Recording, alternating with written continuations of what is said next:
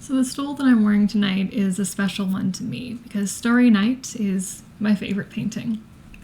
I love it not just because it's beautiful, but because it was the view from Vincent van Gogh's window in the asylum where he stayed after having a breakdown a few days before Christmas. He looked out at the world through bars, but he still saw that the world was beautiful, even if he couldn't fully make that beauty register in his soul. Even if no one in his lifetime saw beauty in what Vincent created, other than his brother. The artist spent much of his life in an endless night, metaphorically speaking, but he still saw the light of hope shining in the stars.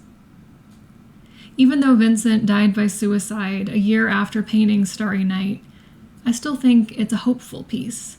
The way the stars light up the sky, the way they're almost big enough to reach out and grab. Whenever I feel down or empty, I pray that I could see the beauty of creation the way that Vincent did.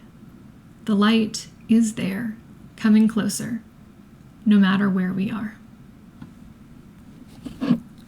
Our gospel reading tonight comes to us from John chapter 1, verses 1 through 5. Hear now the word of the Lord. In the beginning was the Word, and the Word was with God, and the Word was God. He was in the beginning with God.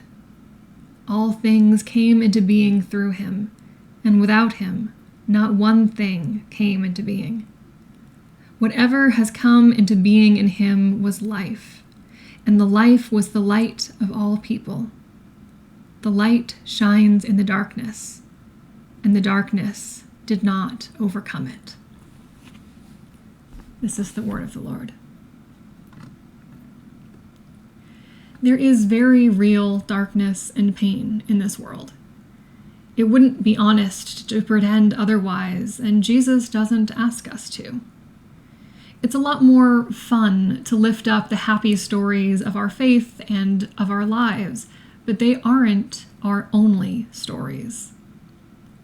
God put on flesh and lived in this world with us, even during the long nights, the dark nights, the painful nights.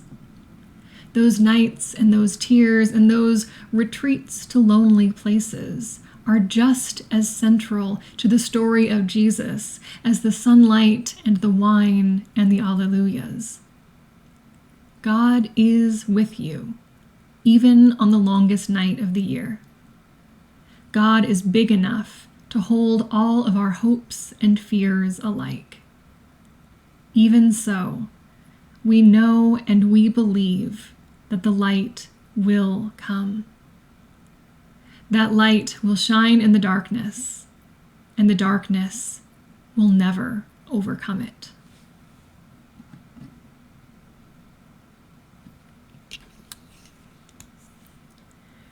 The fourth Advent candle often carries with it a theme of love.